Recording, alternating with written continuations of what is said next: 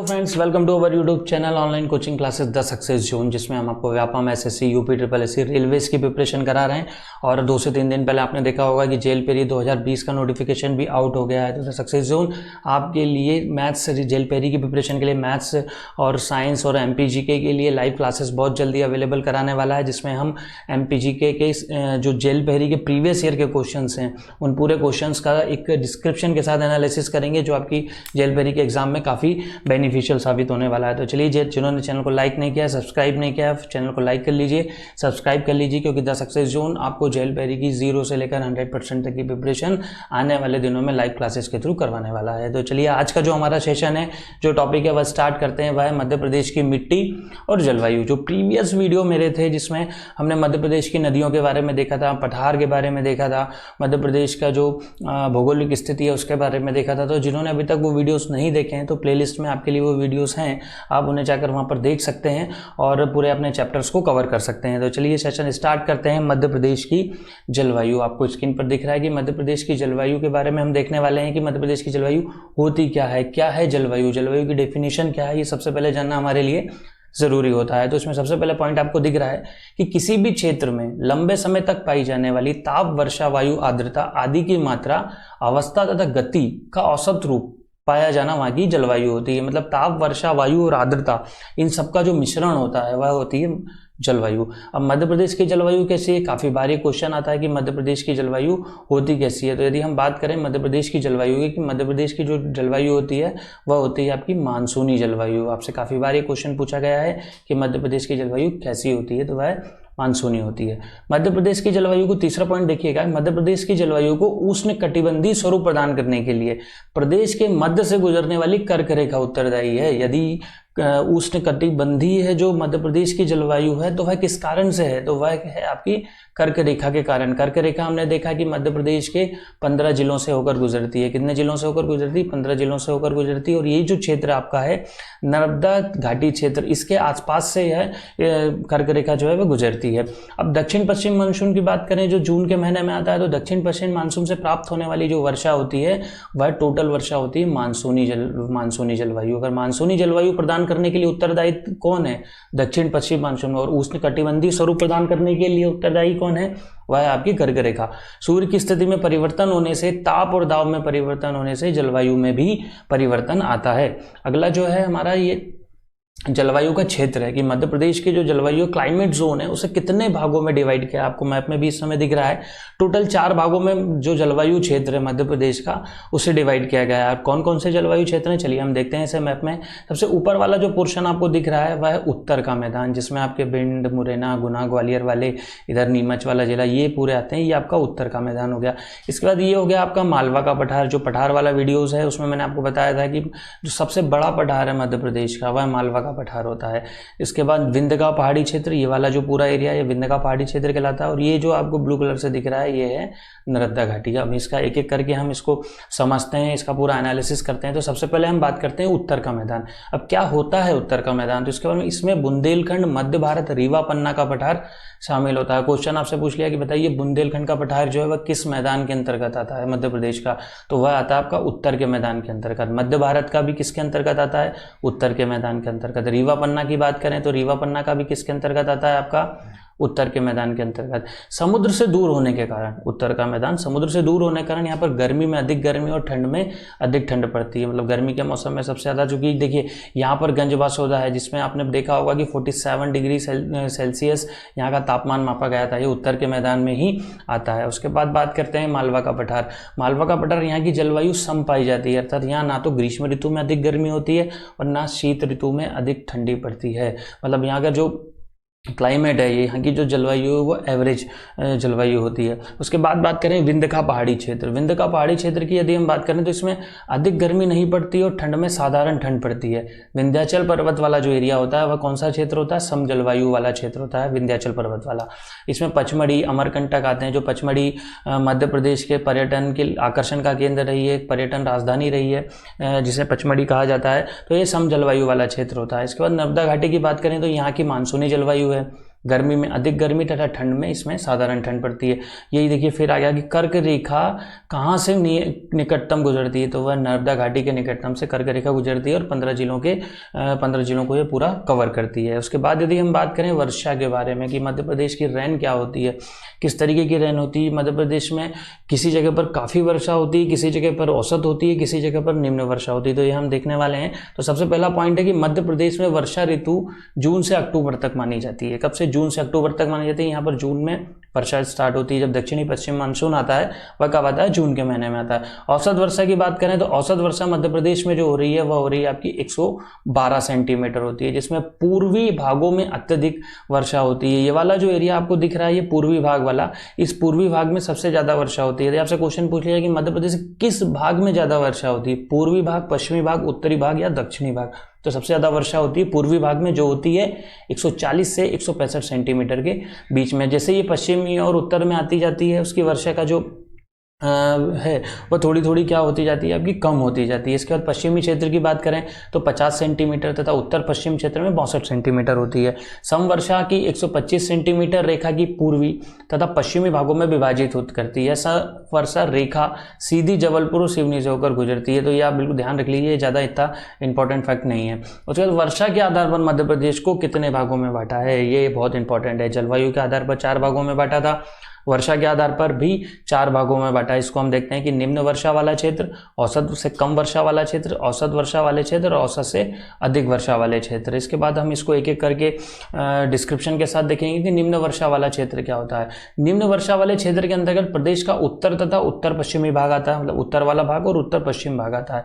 यहाँ वर्षा का औसत 75 सेंटीमीटर है। यदि निम्न वर्षा की बात करें, ये क्वेश्चन भी पूछा था कि बताइए निम्न वर्षा वाला कितने सेंटीमीटर वाली वर्षा निम्न वर्षा होती है, तो वह 75 सेंटीमीटर इसकी औसत होती है निम्न वर्षा, जिसमें हमारे जो आए हैं भिंड, ठीक, मुरैना, नीमच, मंदसौर और ग्वालियर, शिवपुरी जैसे जिले निम्न वर्षा वाले क्षेत्र में आते हैं। औसत से कम वर्षा वाले की यदि बात की जाए तो अंतर्गत उत्तर तथा उत्तर पूर्वी वाला क्षेत्र आता है, जिस क्षेत्र में औसत वर्षा 75 सेंटीमीटर से 100 सेंटीमीटर होती है। मतलब जो औसत से कम वर्षा होती है वो 75 से 100 के बीच में होती है, जिसमें छतरपुर, टीकमगढ़, पन्ना, सतना, ठीक है, और रीवा जैसे जिले, छतरपुर, टीकमगढ़, पन्ना, सतना और सीधी जैसे जिले आते हैं। अब प्रदेश के औसत से अधिक वर्षा की बात करें हम कि औसत से अधिक वर्षा क्या होती है, तो मध्य प्रदेश की शामिल किया गया है, जिसके अंतर्गत सागर है, ठीक है, जबलपुर है, कटनी है, नरसिंहपुर है, होशंगाबाद है, रायसेन है, सीहोर है, देवास है, इंदौर, ये औसत से अधिक वर्षा वाले क्षेत्र हैं। ये दक्षिणी वाला जो दक्षिणी वाला पोर्शन है मैक्सिमम मध्य प्रदेश का, उसमें मध्य प्रदेश में औसत से अधिक वर्षा होती है। इस क्षेत्र में 100 से 125 सेंटीमीटर रहता है। और प्रदेश का 125 से 150 सेंटीमीटर वाला जो क्षेत्र है, देखिए अत्यधिक वर्षा वाला क्षेत्र कहलाता है जो दक्षिणी तथा दक्षिणी पूर्वी होता है। मतलब प्रदेश की औसत से अधिक वर्षा वाला जो दक्षिणी क्षेत्र आता है और औसत से अधिक भी वर्षा इसी क्षेत्र के कुछ भागों में होती है, जिसमें शहडोल, डिंडोरी, आपका बैतूल, छिंदवाड़ा जैसे जिले शामिल हैं। इसके बाद हम तापमान की बात करें, हमने देखा पहले कि किस तरीके की जलवायु है, किस तरीके की वर्षा है, उसमें एक फैक्ट हमारा आ जाता है तापमान का।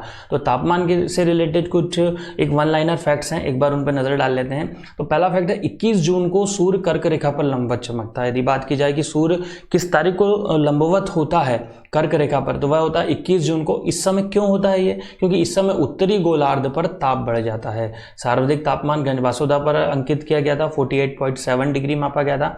पिछली बार मैंने आपको 47 बता दिया, तो ये 48.7 डिग्री है, ठीक है। इसके बाद यदि हम बात करें, अगला जो आपको टॉपिक दिख रहा है वह 21.1 डिग्री सेंटीग्रेड की समताप रेखा जनवरी के महीने में मध्य प्रदेश को उत्तरी एवं दक्षिणी 2 भागों में विभाजित करती है। मतलब ये क्वेश्चन बनेगा यहाँ से कि मध्य प्रदेश को उत्तरी और दक्षिणी 2 भागों में कौन सी रेखा विभाजित करती है, तो वह करती है आपकी कौन सी? समताप रेखा। समताप रेखा जो होती है वह आपकी 2 भागों में इसको डिवाइड करती है। इसके बाद फोर्थ आपका है, अक्टूबर में संपूर्ण मध्य प्रदेश का तापमान 20.9 डिग्री सेंटीग्रेड से 26.6 डिग्री सेंटीग्रेड के मध्य रहता है। मतलब एवरेज टेम्परेचर अक्टूबर के मंथ में रहता है, क्योंकि इस समय ठंड का आना स्टार्ट हो जाता है। शीत ऋतु में अधिकतम सूखा रहता है। प्रदेश में मार्च से मई माह तक तापमान तेजी से बढ़ता है।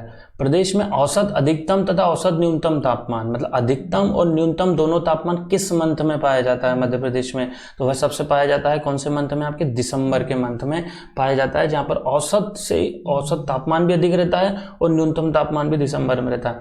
अब प्रदेश के अधिकतम तापमान की बात करें, जो एवरेज टेम्परेचर है मध्य प्रदेश का, बताइए कि मध्य प्रदेश का एवरेज टेम्परेचर क्या है, तो वह है 33.9 डिग्री सेल्सियस। 33.9% मध्य प्रदेश का एवरेज टेम्परेचर है।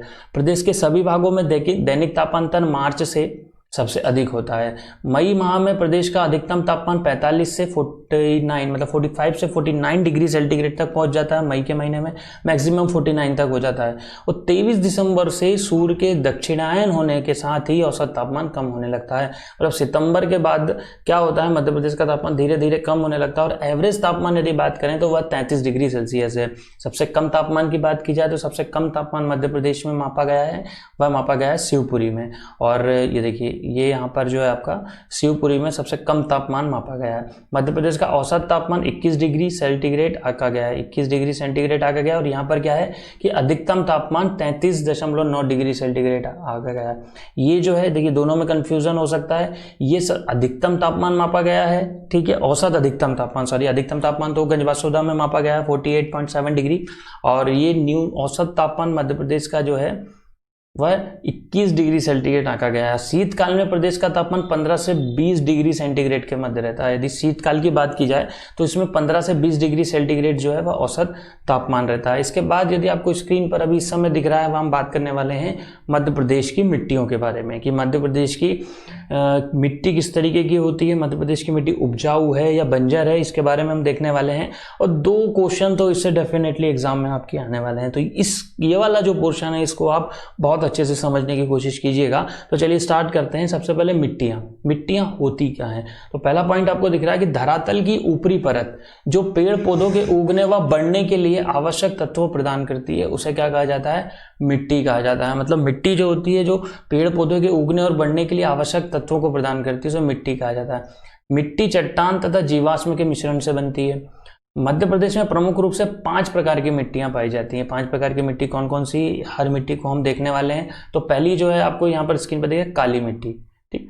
मृदा का वर्गीकरण, पहली काली मिट्टी, दूसरी लाल पीली मिट्टी, जलोढ़ मिट्टी, मिश्रित मिट्टी और कछारी मृदा। अब एक एक करके हम इसको देखते हैं कि चौथा पॉइंट क्या है। मध्य प्रदेश के सर्वाधिक भूभाग पर काली मिट्टी पाई जाती है। कि जितना भी एरिया है, ये देखिए, ये ऊपर से आपको ये पूरा मैप में देखिए आप लोग, ये जो पूरा एरिया दिख रहा है ये साधारण काली मिट्टी है। मैक्सिमम एरिया जो है मध्य प्रदेश का ये होता है आपका साधारण काली मिट्टी का। और सबसे उपजाऊ मिट्टी होती है जलोढ़ मिट्टी। जो जलोढ़ मिट्टी, ये वाला जो एरिया आपका, ये मुरैना वाला जो एरिया है, भिंड मुरैना वाला, ये इस एरिया में जो आपकी है जलोढ़ मिट्टी पाई जाती है। काली मिट्टी की जल धारण क्षमता सर्वाधिक होती है। यदि जल धारण क्षमता की बात की जाए तो जल धारण क्षमता जो होती है वो काली मिट्टी में क्या होती है, सबसे ज़्यादा होती है। उसके बाद यदि हम अगला बात करें, स्टार्टिंग करते हैं एक एक मिट्टी के डिस्क्रिप्शन के साथ। तो सबसे पहले बात कर रहे हैं काली मिट्टी की। काली मिट्टी जो है, इसमें मुख्य रूप से लोहा और चूना पाया जाता है। फास्फेट जैव पदार्थों एवं नाइट्रोजन की कमी पाई जाती है। अब काली मिट्टी का निर्माण किस कारण से होता है भाई, इसका निर्माण जो होता है ज्वालामुखी से निकले हुए लावे के जमने से। आपसे पूछ सकता है कि काली मिट्टी का निर्माण किससे हुआ, तो ज्वालामुखी का जो लावा निकलता है उससे इसका निर्माण होता है।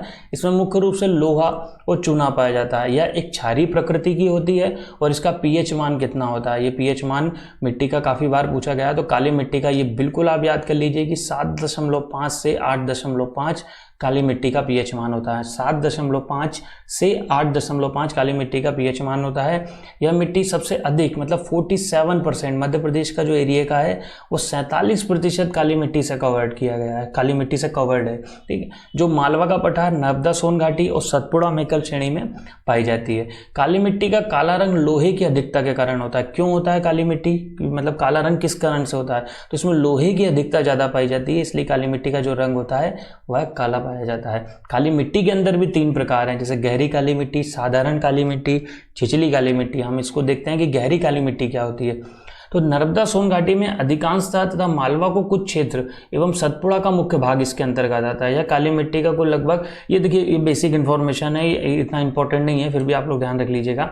कुल क्षेत्र का लगभग 3.5% आता है। साधारण काली मिट्टी की बात करें तो मालवा का पठार इसका मुख्य केंद्र है। यह काली मिट्टी के कुल क्षेत्र के लगभग 37% भाग में पाई जाती है, जो प्रदेश के लगभग 400 लाख एकड़ भू क्षेत्र में फैली हुई है। इसमें सिंचाई की आवश्यकता नहीं होती। उसके बाद जो छिछली मिट्टी है, जो आपका बैतूल, छिंदवाड़ा भाग और सिवनी वाला भाग आता है 7.1% ये पूरा एरिया कवर करती है। आप इतना ध्यान रखिए कि काली मिट्टी जो है वो मध्य प्रदेश के सबसे ज़्यादा एरिया में पाई जाती है और 47% जो है आपका वो एरिया काली मिट्टी कवर करती है। उसके बाद लाल पीली मिट्टी की बात करें, लाल पीली मिट्टी मैप में देखिए ये आपको इस ये येलो कलर से दिख रही है, ये वाला जो क्षेत्र है ये आपका दक्षिण पूर्व वाला जो क्षेत्र है ये लाल काली मिट्टी वाला है। ये फेरिक ऑक्साइड के जल अपघटन से पीला रंग होता है। तो लाल पीली मिट्टी का जो रंग है वो फेरिक ऑक्साइड का जो अपघटन होता है उससे इसका रंग पीला पड़ता है तथा लाल रंग लोहे के ऑक्सीकरण से बनता है। इसमें चूने की मात्रा अधिक होती है लेकिन जैव पदार्थों की मात्रा कम होती है। अब इसका पीएच मान की बात करें कि इसका पीएच मान जो है बस 5.5 से 8.5 पीएच मान होता है। 5.5 से कितना होता है, 8.5 पीएच मान होता है। यह अम्लीय से क्षारीय होती है। इसकी प्रवृत्ति क्या होती है, यह अम्लीय से क्षारीय होती है, चावल के लिए उपयुक्त है। देखिए अब यहाँ से क्वेश्चन बिल्कुल डेफिनेटली बन सकता है कि आप बताइए कि चावल के लिए कौन सी मिट्टी उपयुक्त होती है, तो वह होती है लाल पीली मिट्टी। देखिए ये वाला जो एरिया यहाँ पे आपका बालाघाट आ गया, ये आपका छिंदवाड़ा आ गया, डिंडोरी, ये डिंडोरी आ गया, ये जो पूरा एरिया है ये चावलों के लिए प्रसिद्ध है। और यहाँ से आपका क्या लग जाता है, छत्तीसगढ़ लग जाता है। क्या लग जाता है, छत्तीसगढ़। तो छत्तीसगढ़ को हम क्या कहते हैं, धान का कटोरा। ठीक है, तो ये वाला जो पूरा एरिया है ये आपका हो गया क्या, चावल के लिए, क्योंकि यहाँ पर लाल पीली मिट्टी पाई जाती है। यह मध्य प्रदेश का संपूर्ण पूर्वी बघेलखंड में पाई जाती है, जिसमें मंडला, बालाघाट और शहडोल जिले आते हैं। यह मिट्टी प्रदेश की संपूर्ण मृदा का 37% भाग कवर करती है। काली मिट्टी कितना कर रही थी, 47% कवर कर रही थी और 37% क्या करती है, लाल पीली मिट्टी करती है। ये गोंडवाना शैल समूह से निर्मित है। इसके बाद बात करें जलोढ़ मिट्टी की, ये जो ऊपर आपको एरिया दिख रहा है मैप में, ये पूरा ये जो कवर्ड है ये जलोढ़ मिट्टी से कवर्ड है। इसके बारे में फैक्ट क्या है, यह मिट्टी प्रदेश के 30 लाख एकड़ भूभाग में फैली है और कुल मिट्टी का 3% है। देखिए बहुत कम, सबसे उपजाऊ मानी जाती है और ये बहुत कम एरिया भी आपको दिख रहा है, टोटल 3% कवर करती है। ये सबसे कम बोल सकते हैं इसको, टोटल 3% कवर करती है। यह सर्वाधिक उपजाऊ मिट्टी है। इसका निर्माण नदियों द्वारा बहाई गई कछारों से होता है। मध्य भारत का क्षेत्र भिंड, मुरैना, श्योपुर, ग्वालियर, शिवपुरी जिले आते हैं। इस मिट्टी का जनक पदार्थ बुंदेलखंड, नीस तथा चंबल द्वारा निक्षेपण है। इसकी प्रकृति जो होती है वो उदासीन होती है। गन्ने के लिए उपयुक्त, गेहूं और कपास के लिए भी यह मिट्टी जो होती है टोटल अच्छी मानी जाती है। उसके बाद मिश्रित मिट्टी की बात करें तो यदि मिश्रित मिट्टी वाला एरिया देखें तो ये वाला जो पूरा एरिया है आपका, तो लाल पीली मिट्टी के बाद लगा हुआ है, ये मिश्रित मिट्टी वाला एरिया होता है। इसमें लाल पीली काली मिट्टी का सम्मिश्रण होता है, मतलब तीनों प्रकार की मिट्टी, चाहे लाल हो, पीली और काली हो, जब ये तीनों मिट्टी मिलती हैं तो मिश्रित मिट्टी का निर्माण करती है। ठीक है, जो बुंदेलखंड के क्षेत्र में पाई जाती है। इसमें मुख्यतः मोटे अनाज उगाए जाते हैं। इस मिट्टी में नाइट्रोजन, फॉस्फेट, कार्बनिक पदार्थ अम्लता पाई जाती है। इसमें तो आपको बस इतना ध्यान रखना है कि मिश्रित मिट्टी किन 3 मिट्टियों से मिलती है, लाल, पीली और काली मिट्टियों से मिलती है। उसके बाद अगला पॉइंट आ रहा है कछारी मिट्टी। बाढ़ के दौरान नदियों द्वारा अपने अपवाह क्षेत्र में बिछाई गई मिट्टी कछारी मिट्टी होती है। जब बाढ़ आती है तो जल का प्रवाह बहुत ज़्यादा हो जाता है, तो जब जल का प्रवाह बहुत ज़्यादा होता है तो वह अपने साथ मिट्टियों को भी लेकर जाते हैं। जैसे कि हमने प्रीवियस आपने कहीं पढ़ा होगा कि सबसे ज़्यादा जो मृदा अपरदन करती है, ठीक है, तो सबसे ज़्यादा मृदा अपरदन करने वाली मिट्टी कौन सी होती है, तो सबसे ज़्यादा मृदा अपरदन करने वाली जो मिट्टी होती है वह आपकी होती है कौन सी, सबसे ज़्यादा नदी होती है, कौन सी नदी होती है, चंबल नदी होती है, जो आपका सबसे ज़्यादा मृदा अपरदन करती है। और किस जिले पे करती है, वह मुरैना जिले में करती है। तो हम आगे देखने वाले हैं। तो कछारी मिट्टी की बात करें तो गेहूं, गन्ना, कपास आदि की फसलें इसमें मुख्यतः होती हैं। अब इसके रिलेटेड कुछ अन्य तथ्य भी हैं जो वन लाइनर में हमारे इंपॉर्टेंट हो सकते हैं। तो हम देखते हैं कि मध्य प्रदेश में मृदा अपरदन जो है, ठीक है, वो कृषि भूमि के लिए सबसे बड़ी समस्या है, जिसके बारे में हम पहले डिस्कस कर रहे थे कि सबसे ज़्यादा मृदा अपरदन होता है चंबल नदी पर। किस नदी पर सबसे ज़्यादा मृदा अपरदन होता है, वह होता है चंबल नदी पर। चंबल नदी द्वारा मृदा अपरदन कर गली का निर्माण किया जाता है। ठीक है, इसे रेंगती हुई मृत्यु भी कहा जाता है। तेज जलधारा द्वारा मिट्टी को गहरा काटने में अवनलिका अपरदन कहा जाता है। ठीक है, मृदा अपरदन जल के अलावा वायु द्वारा भी हो सकता है। जरूरी नहीं कि मतलब तेज हवा, आंधी द्वारा भी मिट्टी एक जगह से दूसरी जगह पर स्थानांतरित हो जाती है। तो ये जरूरी नहीं है कि जल के द्वारा ही मृदा अपरदन हो, लेकिन ये फैक्ट आप जरूर याद रखिएगा कि मृदा अपरदन करने वाली सबसे ज़्यादा नदी, वो सबसे बड़ी नदी कौन सी है, या जो सबसे ज़्यादा मृदा अपरदन करती है वह चंबल नदी है। और सबसे ज़्यादा मृदा अपरदन होता है चंबल नदी द्वारा मुरैना जिले में। इसके बाद यदि हम आगे की ये जो सेशन है, इस सेशन को यहीं पर एंड करते हैं। जो प्रीवियस वीडियो भी आप लोग देख लीजिएगा, और नेक्स्ट सेशन जो हमारा रहेगा वह रहेगा खनिज के बारे में, कि मध्य प्रदेश के खनिज क्या हैं, किस तरीके के किस जगह पर क्या खनिज पाया जाता है। तो आप हमारे चैनल को लाइक करना है और चैनल को फटाफट सब्सक्राइब करना। देखिए फेसबुक पर भी आप हमें लाइक कर सकते हैं, फॉलो कर सकते हैं, इंस्टाग्राम पर फॉलो कर सकते हैं। और इस वीडियो लेक्चर की यदि आपको PDF चाहिए तो आपको हमारा टेलीग्राम चैनल भी ज्वाइन करना पड़ेगा। तो टेलीग्राम चैनल भी आप ज्वाइन कर लीजिएगा, जिसमें आपको सभी चीज़ें मिलेगी। फिर से बोल रहा हूँ, जेएल पेरी की लाइव क्लासेस बहुत जल्दी स्टार्ट होने वाली हैं। पूरा जेएल पेरी का सिलेबस 0 से 100 लेवल तक का द सक्सेस जोन आपके लिए करवाने वाला है। तो चैनल को लाइक करना है, सब्सक्राइब करना है। मिलते हैं अगले सेशन में। Thank you very much.